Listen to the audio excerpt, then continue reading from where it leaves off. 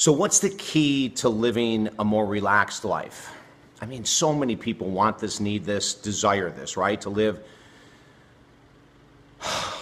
just like that, that feeling. Hey, David Essel here, David Essel's Daily Video Boost, your exclusive online community, your counselor, coach, cheerleader. I am everything wrapped into one. So glad that you are with us. Remember, take notes, don't trust your brain, and do something today you'd rather not do. So there's so many benefits of living a relaxed life. There really are. And the number one thing, write this down, is delete rushing around. The most powerful, most simplistic, most common sense, most logical tip is to quit rushing.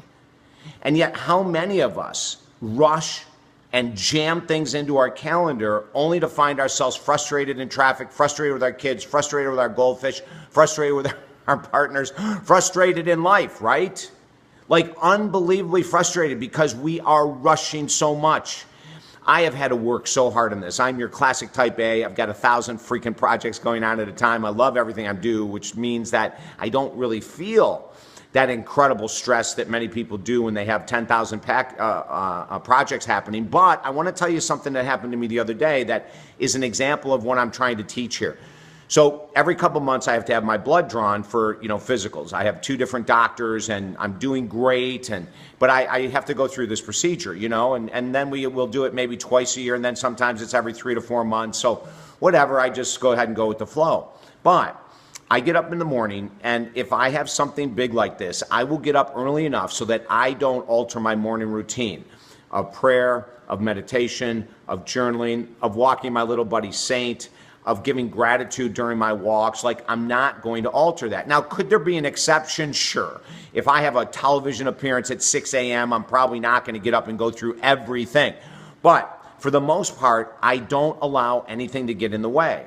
So what I've decided in my mind, and it doesn't work for everyone, but on the days that I'm having my blood drawn, I will go in at 10 o'clock or 10:30 in the morning to have it done. So many people rush because we haven't eaten from 10 o'clock the night before or 8 o'clock the night before. And so we get up and we want to hurry up and go so we can eat. And I just have a totally different mentality. I don't even make scheduled appointments. I go in and I sit. Sometimes I sit for an hour, sometimes an hour and a half, sometimes 25 minutes, right? But I don't want to ever go back to the lifestyle I led 30 years ago. Everything was a panic. Everything was a rush. Several days a week, I'm rushing for this and rushing for that. And while it's in my control, and ladies and gentlemen, for most part it is in our control, I have refused to buy into that rushing mentality. It doesn't mean I'm still not hyper-productive. I still crank out books and new programs and all this stuff for our business. I still work very, very long hour days, but I just don't add to the incredible amount of frustration and anxiety that it's so easy to get wrapped into by rushing. So the number one thing, I'm going to write this down, number one thing is get up earlier. For some people, it's 10 minutes. For some people, it's an hour. You figure out what you need. That's number one. Number two, schedule every hour of the day so that you can see, am I overbooking? Am I rushing from A to Z? If I have X at 11 and I have to be here at 11:45, that means I'll make it if traffic is perfect. That ends anxiety right now. Do you feel that anxiety? I do.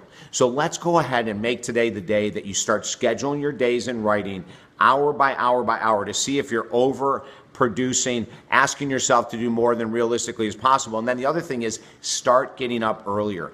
There is no more powerful way to destroy that rushing feeling than when you have ample time in the morning for you. My mentor, Richard Gerson, oh my God, he used to tell me that he would get up, and he got up, I don't know what time, 4 o'clock, 4:30 in the morning, but he got up on purpose so he had a complete hour by himself before his wife and kids got up.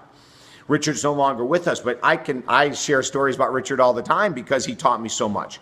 I want you to do the same. Don't forget to let your friends and family know that we are on the air for them as well. Get them to sign up for the boost at talkdavid.com. Unbelievably inexpensive. And if you need help achieving that next level of success with your mind, your money, your body, career, relationships, God, whatever it is, email me at talkdavid.com. You and I will work together. Have a beautiful day.